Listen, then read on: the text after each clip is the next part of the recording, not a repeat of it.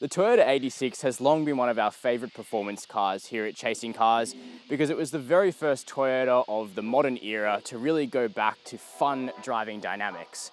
Working with Subaru, Toyota created this small two-door rear-wheel drive coupe, not too much power under the bonnet, just simple back to basics driving. However, the 86 is now getting on in years, it's been around a while, Generation 2 isn't particularly far off, so in order to keep drumming up interest in the car, Toyota are starting to release a few more special editions through to the market. And today I'm driving the latest one of these, which is called the Performance Pack. So you can get it with either the 86 GT or GTS here in Australia. If you get it on the GTS, it adds just over $2,000 to the purchase price. And essentially, the Performance Pack takes the old limited ad hoc options like Sachs damping, large Brembo brakes and new 10-spoke wheels and turns them into one easy to specify package. So instead of just being extra bling on the specification sheet, these are dynamic improvements to the car. So we'll take it for a drive shortly and see whether it's better damped, how much better braked it is it a better driver's car. However, it's also a good opportune time now in 2018 to take a look at the Toyota 86 and see whether it's still the simple driver's car of choice that we'd go for if we had somewhere between $30,000 and $40,000. So let's jump into this GTS Performance Pack and start finding out.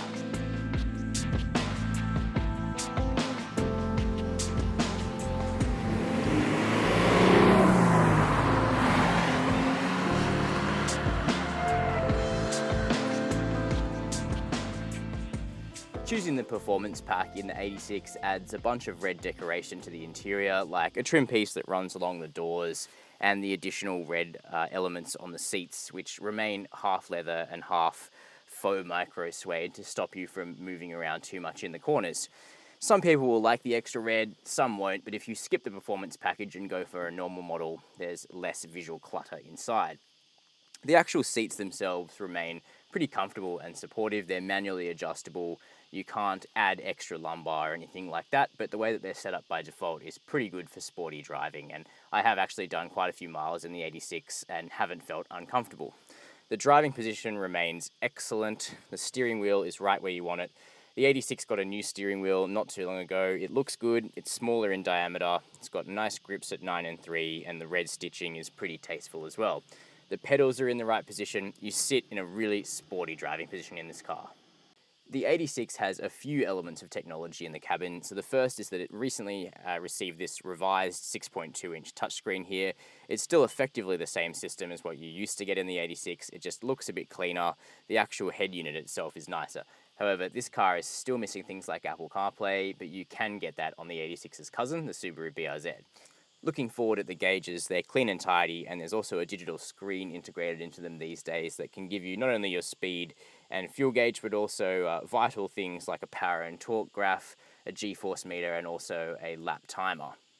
Further afield, the cabin is relatively practical for a car that isn't designed for practicality at all. So there's a large center tray here, a phone slot that perfectly fits an iPhone X, strangely enough, 2 large cup holders, a bit of extra storage, and then room for bottle holders in each door as well. And the material quality in here, well, this is a basic car, so what do you expect?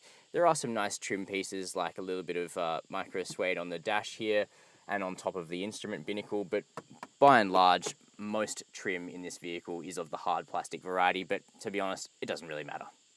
Obviously, the Toyota 86 isn't the most practical car in the world. It does actually have 2 very tiny rear seats, but the only people that could possibly fit in there will be very small children.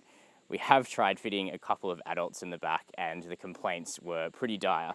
However, it does have a normal sedan-like boot, this coupe, so you can actually get a few overnight bags in there easily. So the 86 isn't a bad car if you've got a special someone that you want to take away for a very fun weekend driving this car out on a few back roads. We're now into the 6th year since the Toyota 86 came out in Australia in 2012, and the one big modification that everybody wanted Toyota and Subaru to implement, a turbocharged engine, never came along. When the 86 was revised, was facelifted, the power and torque outputs on the manual gearbox version were raised a little bit, so the car produces 151 kilowatts of power and 205 newton meters of torque from its 2-litre Boxer 4-cylinder engine. It's not that it's a bad engine, it's just that this isn't a very fast car. Especially now in 2018 when affordable performance cars have simply become so quick.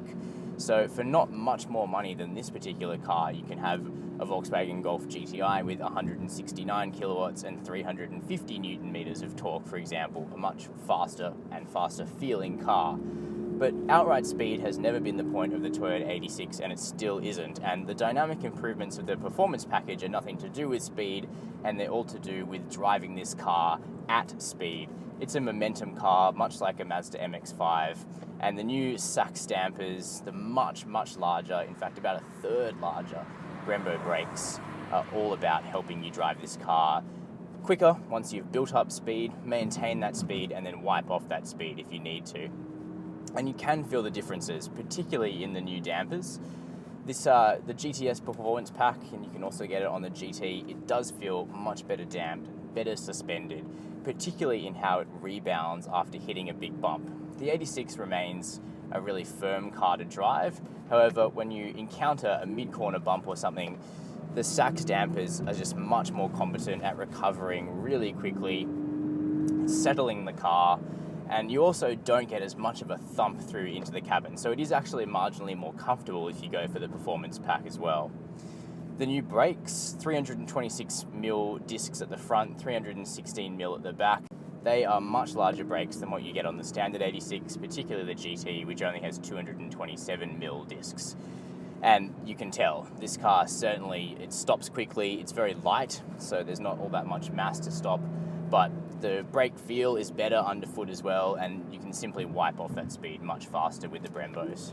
Other than that, the fundamental dynamics of the 86 haven't changed. The steering is still beautifully weighted and uncorrupted, direct and fast through a really small steering wheel. Plus, the car remains extremely throttle steerable as well. The lovely rear-wheel drive dynamics are very easy to discern in the Toyota 86 because the wheelbase is so short. All you have to do is feed in a little bit of throttle through the corners and you can feel the rear end pivoting around gently.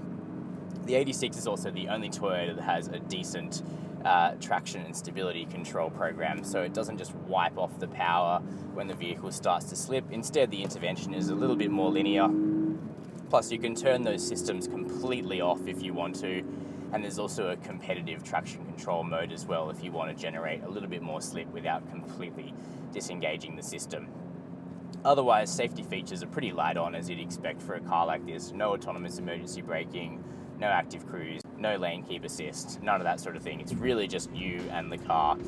It is rated 5 stars with ANCAP, although that rating was generated some years ago now. So it turns out that the 86 is now a bit of an oldie but a goodie. That turbo never arrived, did it? But the whole point of the Toyota 86 was to make a really sublime handler and a great momentum car.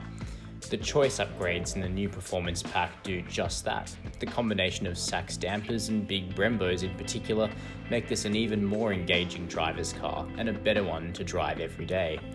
I like the Toyota 86, not just because it was the first video I ever made 6 years ago, but because it's a car that is utterly true to its purpose.